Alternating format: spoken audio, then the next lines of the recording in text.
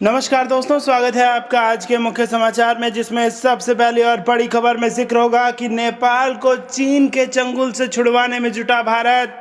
सेना प्रमुख से पहले रॉ चीफ पहुंचे काठमांडू। जी हां दोस्तों, जो नेपाल पर इस वक्त चीन का कब्जा है, उससे नेपाल को मुक्त कराएगा भारत। इसी के साथ दूसरी बड़ी खबर में आपको बताएंगे कि दुश्मन की नींद उड़ा देगी नाग एंटी टैंक गाइडेड मिसाइल, जिसका पोखरण में हो चुका है सफल परीक्षण। और तीसरी बड़ी खबर में जिक्र होगा कि भाजपा सांसद का लद्दाख से बड़ा बयान, कहा राहुल गांधी को लद्दाख आना चाहिए था, हम भी उनके चुटकुलों पर हंस लेते। तो दोस्तों, हर एक खबर की गहराई में आपको ले जाएंगे, लेकिन उससे पहले अगर आपको भी देश की सेना और पीएम मोदी पर पूरा भरोसा है तो आप अभी इस वीडियो को लाइक कीजिए और इस लाल बटन को दबा के इस चैनल को फ्री में सब्सक्राइब करके घंटी बजाइए और कमेंट में लिखिए जय हिंद। दोस्तों, रुक करते हैं तमाम बड़ी खबरों की तरफ।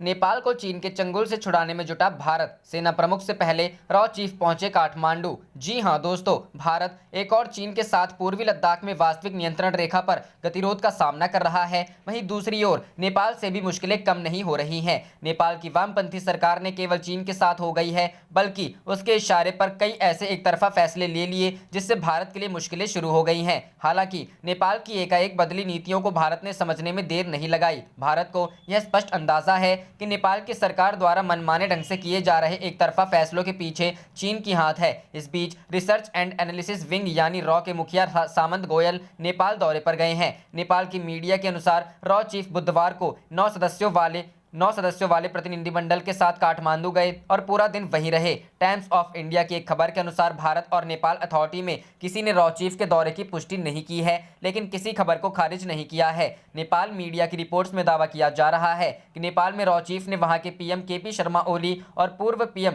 पुष्प कमल दहल प्रचंड से मुलाकात की। नेपाल की मीडिया के अनुसार सूत्र ने उन्हें जानकारी दी कि गोयल यहाँ 9 घंटे रहे। कहा गया कि गोयल ने काठमांडू में उच्च स्तरीय बैठकें की। गौरतलब है कि पिछले साल जून में उनकी नियुक्ति के बाद उनकी यह दूसरी यात्रा नेपाल यात्रा थी। नेपाल की myrepublica.com की एक रिपोर्ट में कहा गया कि भारतीय खुफिया एजेंसी के प्रमुख की सरप्राइज विजिट भारतीय सेना प्रमुख एमएम नरवणे की नेपाल यात्रा के कुछ हफ्ते पहले ही रही है। नेपाल सेना मुख्यालय के अनुसार भारतीय सेना प्रमुख नवंबर में नेपाल का दौरा करेंगे। हालांकि सेना मुख्यालय ने अभी तक यात्रा के लिए सार्वजनिक तारीखों की जानकारी नहीं दी है। रॉ चीफ की विजिट और सेना प्रमुख का संभावित नेपाल के नक्शा विवाद को लेकर अहम माना जा रहा है। नेपाल ने इस साल मई महीने में अपने देश का संशोधित राजनीतिक और प्रशासनिक नक्शा जारी कर रणनीतिक रूप से महत्वपूर्ण इलाकों पर अपना दावा बताया था। नेपाल ने संशोधित नक्शे में भारत की सीमा से लगे रणनीतिक रूप से महत्वपूर्ण लिपुलेख, काला पानी, ओलंपियाधुरा इलाकों पर दावा किया गया है, जिस पर भारत यह कहता रहा है कि यह 3 इलाके उसके हैं। काठमांडू द्वारा नया नक्शा जारी करने पर भारत ने नेपाल से कड़े शब्दों में कहा था कि वह क्षेत्रीय दावों को कृत्रिम रूप से बढ़ा चढ़ाकर पेश करने का प्रयास न करे। रुक करते हैं अगली खबर की तरफ। दुश्मन की नींद उड़ाएगी Nag anti tank guided missile, Pokhran में सफल परीक्षण। जी हां दोस्तों, भारत की सैन्य क्षमता में और इजाफा हुआ है। मिसाइल परीक्षण में लगातार आगे बढ़ रहे भारत ने गुरुवार को वारहेड के साथ नाग एंटी टैंक गाइडेड मिसाइल के अंतिम चरण का सफलतापूर्वक परीक्षण कर दिया है। मिसाइल का परीक्षण सुबह 6:45 पे राजस्थान के पोखरण फील्ड फायरिंग रेंज में किया गया है। डीआरडीओ ने की विकसित नाग एंटी टैंक गाइडेड मिसाइल को रक्षा अनुसंधान एवं विकास संगठन ने विकसित किया है। पिछले 1.5 महीने के दौरान डीआरडीओ का यह 12वीं मिसाइल का सफल सिस्टम परीक्षण है। बीते दिनों डीआरडीओ प्रमुख जी सतीश रेड्डी ने इस बारे में आगे के इरादे भी जाहिर कर दिए थे। उन्होंने एक बयान में कहा था कि डीआरडीओ स्वदेशी मिसाइलों को तैयार करने में जुटा हुआ है। जल्द ही मिसाइल क्षेत्र में भारत को आत्मनिर्भर बनाया जाएगा। चीन को लगातार संदेश। बता दें कि इन मिसाइल परीक्षणों की टाइमिंग बेहद अहम है। ऐसे में सीमा पार चीन से तनाव जारी है, उसी बीच भारत की ताकत भी हर रोज बढ़ रही है। इसी क्रम में आज बारूदी सुरंग रोधी प्रणाली से लैस स्वदेशी स्टील्थ युद्धपोत आईएनएस कवराती भी नौसेना के बेड़े में शामिल किया जाएगा। भारत की बढ़ती सैन्य ताकत से चीन बेहद परेशान है। रुख करते हैं अगली खबर की तरफ। राहुल गांधी को आना चाहिए था लद्दाख, हम भी उनके चुटकुलों पर हंस लेते, भाजपा सांसद नामग्याल। जी हां दोस्तों, लेह स्वायत्त पहाड़ी विकास परिषद के चुनाव को लेकर लद्दाख से भाजपा सांसद सेरिंग नामग्याल ने राहुल गांधी पर निशाना साधा है। उन्होंने गुरुवार को कहा कि कांग्रेस को यहां चुनाव प्रचार के लिए राहुल गांधी को लेकर आना चाहिए था, उनके चुटकुलों पर हमारे लोग भी थोड़ा हंस लेते। नामग्याल ने कहा कि कांग्रेस को तो सोनिया गांधी को भी लेह में बुलाना चाहिए था, हम भी उनके मुंह से सुनना चाहते हैं कि 70 वर्षों में लद्दाख को एक केंद्र शासित प्रदेश का दर्जा न दिला पाने के बारे में में उनके पास बोलने के लिए क्या बचा है। बता दें कि लेह स्वायत्त पहाड़ी विकास परिषद की 26 सीटों पर आज सुबह 8 बजे से मतदान शुरू हो चुके हैं, जो शाम 4 बजे तक चलेंगे। कुल 94 उम्मीदवारों के भाग्य का फैसला 89,776 मतदाता करेंगे। मतगणना 26 को होगी, उसी दिन परिणाम भी आ जाएंगे। लेह प्रशासन ने 294 मतदान केंद्रों पर सुरक्षा के साथ अन्य प्रबंध किए हैं। मतदाताओं में महिलाओं की संख्या पुरुषों के मुकाबले ज्यादा है। महिला मतदाताओं की संख्या 45,025 और पुरुष मतदाताओं की संख्या 44,750 है। चुनाव में भाजपा और कांग्रेस के बीच ज्यादा सीटों पर सीधा मुकाबला है। 2015 में हुए लेह काउंसिल के चुनाव में भाजपा को पूर्ण बहुमत हासिल हुआ था और 26 सीटों में से 18 भाजपा ने जीती थी। कांग्रेस को 5 और नेशनल कॉन्फ्रेंस को 2 सीटें मिली थीं। एक सीट निर्दलीय उम्मीदवार ने जीती थी। बता दें कि काउंसिल के गठन के बाद से यहां पर ज्यादातर कांग्रेस का ही शासन रहा है। केवल 2015 में मोदी लहर में लेह काउंसिल के चुनाव में भाजपा ने पहली बार जीत का परचम लहराया था। रुख करते हैं अगली खबर की तरफ। शंखनाद और उल्लू ध्वनि से पीएम मोदी का स्वागत, करेंगे दुर्गा पूजा पंडाल का उद्घाटन। जी हां दोस्तों, प्रधानमंत्री नरेंद्र मोदी ने गुरुवार को पश्चिम बंगाल में दुर्गा पूजा पंडाल का उद्घाटन करेंगे। पीएम मोदी वर्चुअली इस कार्यक्रम में शामिल हुए। पीएम मोदी के संबोधन को बंगाल के अलग अलग इलाकों में प्रसारित किया जा रहा है। कार्यक्रम में शामिल पीएम मोदी का शंखनाद और उल्लू ध्वनि से स्वागत हुआ। रुख करते हैं अगली खबर की तरफ। कोरोना का फ्री टीका, 19 लाख नौकरी, आत्मनिर्भर बिहार के लिए बीजेपी ने किए ये वादे। जी हां दोस्तों, भारतीय जनता पार्टी ने गुरुवार को बिहार विधानसभा चुनाव के लिए अपना घोषणा पत्र जारी कर दिया है। वित्त मंत्री निर्मला सीतारमण की मौजूदगी में पटना में ये संकल्प पत्र जारी किया गया। इस दौरान बीजेपी ने 11 बड़े संकल्प किए हैं और सत्ता में आने पर कई वादों को पूरा करने का दावा किया है। बीजेपी की ओर से नए नारे भी दिए हैं, जिसमें भाजपा है तो भरोसा है और 5 सूत्र 1 लक्ष्य 11 संकल्प भी शामिल है। वित्त मंत्री निर्मला सीतारमण, भूपेंद्र यादव समेत अन्य नेताओं ने यहां प्रेस कॉन्फ्रेंस को संबोधित किया। निर्मला सीतारमण बोली कि जब तक कोरोना वैक्सीन नहीं आती है तब तक मास्क ही वैक्सीन है, लेकिन जैसे ही वैक्सीन आएगी तो भारत में उसका प्रोडक्शन बड़े स्तर पर किया जाएगा। बिहार के संकल्प पत्र में क्या वादे हैं? पहला, हर बिहारवासी को कोरोना वैक्सीन का निःशुल्क टीकाकरण करवाना। दूसरा, मेडिकल, इंजीनियरिंग समेत अन्य तकनीकी शिक्षा को हिंदी भाषा में उपलब्ध कराना। तीसरा, 1 साल में पूरे प्रदेश में 3 लाख नए शिक्षकों की भर्ती करना।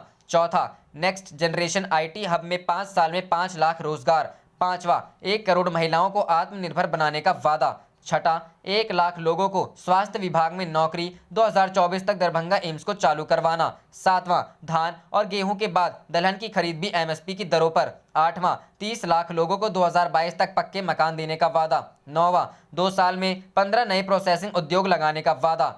10वां, 2 साल में मीठे पानी में पलने वाली मछलियों का उत्पादन बढ़ाना। और 11वां, किसान उत्पाद संघों की बेहतर सप्लाई चेन बनाना, जिससे 10 लाख रोजगार पैदा होंगे। वित्त मंत्री निर्मला सीतारमण ने गुरुवार को विजन डॉक्यूमेंट जारी करते हुए कहा कि बीजेपी ने अपने सभी वादे पूरे करके दिखाए हैं। ऐसे में हम जो संकल्प ले रहे हैं, बिहार की जनता जानती है हम ही पूरा कर सकते हैं। निर्मला सीतारमण ने कहा कि पहले की सरकार के लिए यहाँ रोजगार देना महत्व ही नहीं था। हमारी सरकार आने के बाद बिहार में रोजगार के अवसर बढ़ाए गए और साथ ही कृषि के क्षेत्र में विकास दर को काफी अधिक बढ़ाया गया। बिहार के विकास की रफ्तार को और तेज गति से आगे बढ़ाने का दृढ़ संकल्प उठा चुके हैं प्रधानमंत्री श्री नरेंद्र मोदी। बिहार की इस विकास यात्रा को गति देने के लिए भाजपा के 11 संकल्प #भाजपा है तो भरोसा है। रुख करते हैं अगली खबर की तरफ। चीन को मुंहतोड़ जवाब देने का वादा, राजनाथ का सीमा पर शस्त्र पूजा का है इरादा। जी हां दोस्तों, पूर्वी लद्दाख में वास्तविक नियंत्रण रेखा पर चीन के साथ चल रहे सीमा संघर्ष के बीच रक्षा मंत्री राजनाथ सिंह बॉर्डर पर दशहरे के मौके पर पहुंच सकते हैं। इस दौरान रक्षा मंत्री अपने सैनिकों का मनोबल बढ़ाने और चीन को सख्त संदेश देने के लिए वहां पर शस्त्र पूजा भी कर सकते हैं। रक्षा सूत्रों ने कहा कि पीपुल्स लिबरेशन आर्मी के सामने तैनात भारतीय सैनिकों का मनोबल बढ़ाने के लिए रक्षा मंत्री राजनाथ सिंह के इस दशहरे पर सिक्किम पहुंचने की संभावना है। रक्षा मंत्री राजनाथ सिंह द्वारा 23-24 अक्टूबर को सिक्किम का दौरा करने की संभावना है। इस दौरान सिंह सीमावर्ती क्षेत्रों में सैनिकों और आम नागरिकों की आसान आवाजाही के लिए बनाई गई कई सड़क परियोजनाओं और रणनीतिक पुलों का भी उद्घाटन कर सकते हैं। सूत्रों के मुताबिक रक्षा मंत्री द्वारा चीन की सीमा के पास सिक्किम में तैनात स्थानीय इकाइयों में से एक में शस्त्र पूजा किए जाने की भी पूरी संभावना है। हिंदू परंपरा के अनुसार योद्धाओं द्वारा दशहरे में प्रति वस्त्र शस्त्र पूजा की जाती है। पिछले साल उन्होंने फ्रांस से भारत का पहला रफाल लड़ाकू विमान प्राप्त करते हुए भी ऐसा किया था। यह भी बताया जा रहा है कि रक्षा मंत्री उन स्थानों पर भी जा सकते हैं जहां भारत ने चीनियों द्वारा घुसपैठ के किसी भी संभावित प्रयास को रोकने के लिए बड़ी संख्या में जवानों और टैंकों की तैनाती की है। भारत और चीन इस साल अप्रैल मई से लद्दाख से लेकर पूर्वोत्तर में अरुणाचल प्रदेश तक गतिरोध में लगे हुए हुए हैं। रुख करते हैं अगली खबर की तरफ। चीन के खिलाफ ताइवान को मजबूत कर रहा अमेरिका देगा 135 मिसाइल समेत कई घातक हथियार। जी हां दोस्तों, चीन के साथ जारी तनाव के बीच अमेरिकी प्रशासन ने ताइवान को $1 अरब यानी करीब 7,300 करोड़ रुपए के घातक हथियारों की बिक्री की मंजूरी दे दी है। अमेरिका के इस फैसले से चीन नाराज हो सकता है, जो पहले ही व्यापार, तिब्बत और हांगकांग जैसे मुद्दों पर उग्र है। इस डील के जरिए अमेरिका ताइवान को चीन के खिलाफ मजबूत करना चाहता है। सतह पर मार करने वाली मिसाइलें देगा अमेरिका। इस डील के तहत अमेरिका सतह पर मार करने वाली 135 मिसाइल और उपकरण ताइवान को देगा। ये मिसाइलें बोइंग द्वारा बनाई गई हैं। इसके साथ ही अमेरिका रक्षा क्षमताओं में सुधार के लिए ताइवान की सेना को प्रशिक्षण भी देगा, जिस पर विदेश मंत्रालय ने मुहर लगा दी है। बयान में कहा गया कि यह पैकेज $1 बिलियन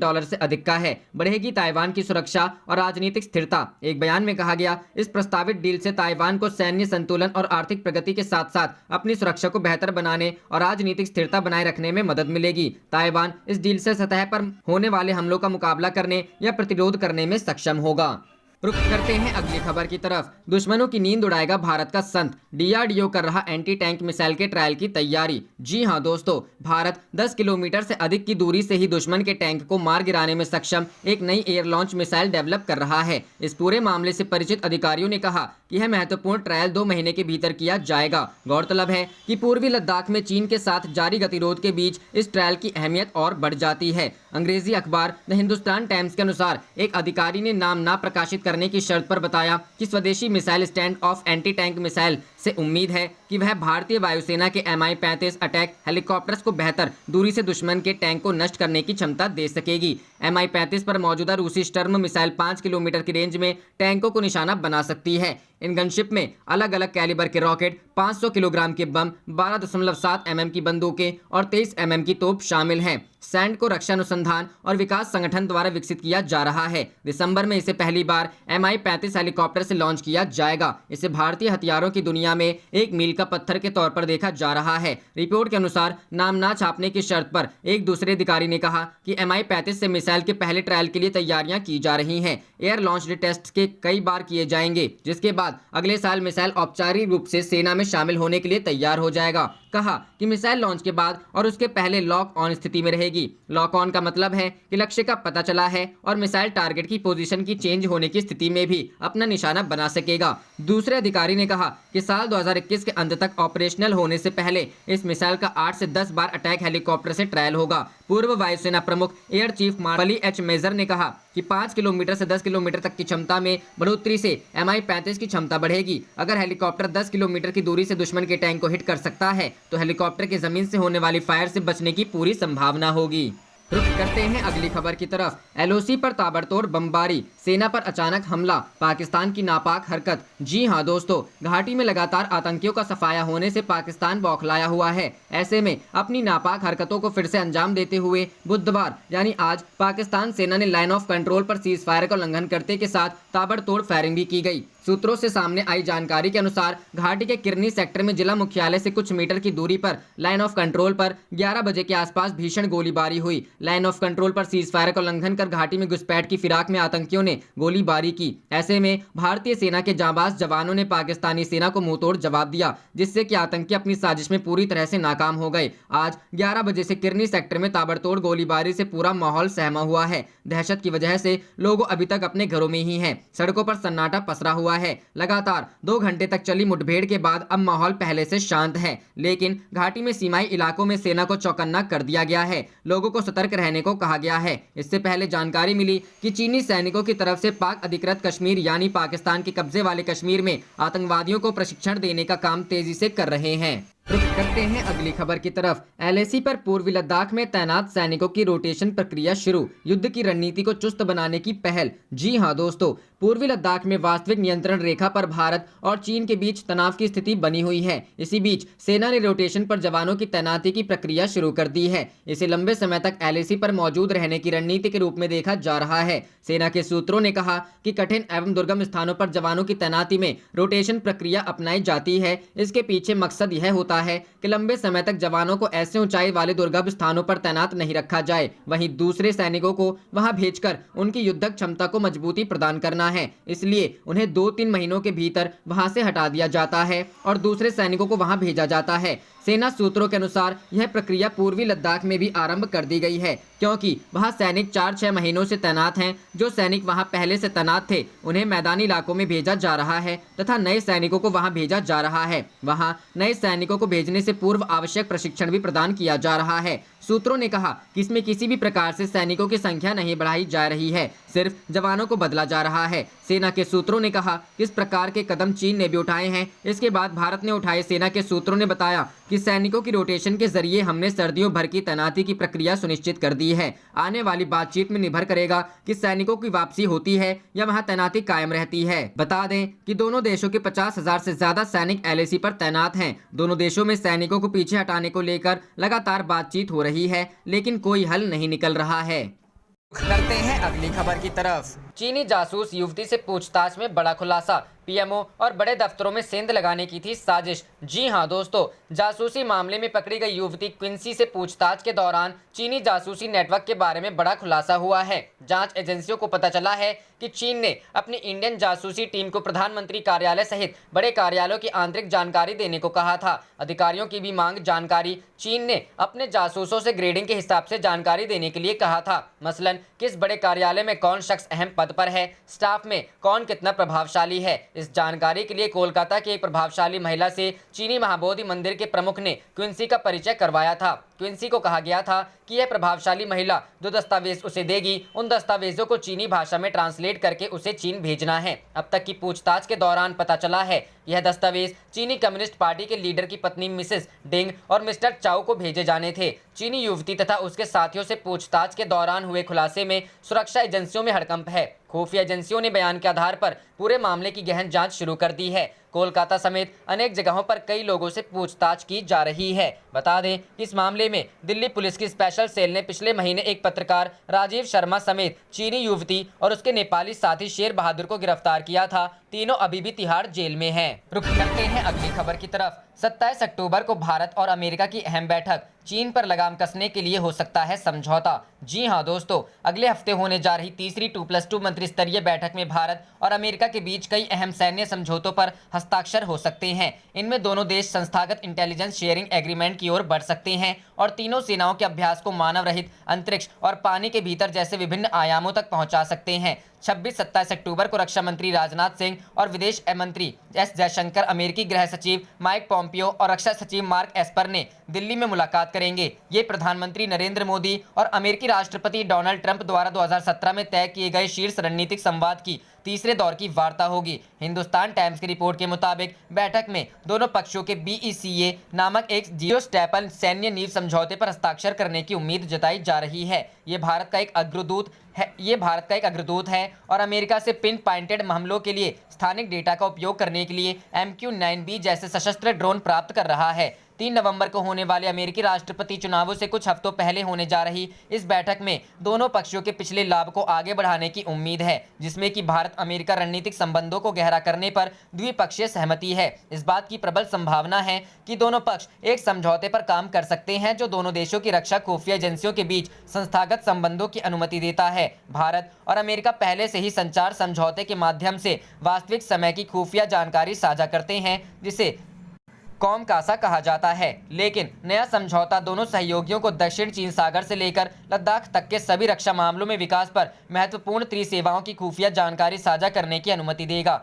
यह प्रस्ताव पिछले कुछ वर्षों से बिना किसी नतीजे के अटका हुआ था। रुक करते हैं अगली खबर की तरफ। चीन से विवाद के बीच दशहरा पर सिक्किम जाएंगे रक्षा मंत्री राजनाथ सिंह, करेंगे शस्त्र पूजा। जी हां दोस्तों, चीन के साथ चल रहे सीमा विवाद के बीच रक्षा मंत्री राजनाथ सिंह दशहरा के अवसर पर सिक्किम की यात्रा कर सकते हैं। रक्षा मंत्री चीन के साथ लगती सीमा पर तैनात सैनिकों का मनोबल बढ़ाएंगे। रक्षा मंत्री की यात्रा 23 से 24 अक्टूबर को प्रस्तावित है। इस दौरान सीमा पर तैनात एक यूनिट के शस्त्र पूजा कार्यक्रम में भी रक्षा मंत्री हिस्सा लेंगे। गौरतलब है कि हिंदू मान्यताओं के मुताबिक दशहरा के दिन शत्रु पर विजय के लिए शस्त्र पूजा की जाती है। बीते साल रक्षा मंत्री ने दशहरे के अवसर पर फ्रांस में राफेल विमानों की शस्त्र पूजा की थी। समाचार एजेंसी NI के मुताबिक रक्षा मंत्री राज्य में कई सड़क और पुलों का उद्घाटन भी करेंगे। इन सड़कों और पुलों की बदौलत अब भारतीय सेना के आवागमन में और ज्यादा आसानी होगी। इस दौरान वो सीमा की फॉरवर्ड लोकेशन लोकेशंस पर भी जाएंगे जहां पर इस वक्त सैनिकों की संख्या बढ़ाई गई है। गौरतलब है कि भारत चीन के साथ बीते कई महीने से सीमा विवाद में उलझा हुआ है। अप्रैल महीने में शुरू हुआ ये विवाद जून महीने के मध्य में गलवान घाटी की घटना के बाद बेहद गंभीर हो गया था। भारत ने अपने सैनिकों की शहादत को लेकर बेहद सख्त रुख अख्तियार किया है। भारत की तरफ से चीन को स्पष्ट किया जा चुका है कि सीमाओं पर अशांति के साथ दोनों देशों के बीच संबंध सामान्य नहीं रह सकते। रुख करते हैं अगली खबर की तरफ। मोदी सरकार का बड़ा ऐलान, 30 लाख सरकारी कर्मचारियों को मिलेगा दिवाली बोनस। जी हां दोस्तों, केंद्र सरकार ने सरकारी कर्मचारियों के लिए बड़ा ऐलान किया है। सरकार ने 30 लाख सरकारी कर्मचारियों को दिवाली बोनस देने की घोषणा की है। बुधवार को हुई मोदी कैबिनेट की बैठक में ये फैसला लिया गया। कैबिनेट के फैसलों की जानकारी देते हुए केंद्रीय मंत्री प्रकाश जावड़ेकर ने कहा कि डायरेक्ट बेनिफिट ट्रांसफर के जरिए सीधे कर्मचारियों के खातों में पैसे ट्रांसफर किए जाएंगे। आप देख रहे थे आपका अपना चैनल जय हिंद जय भारत।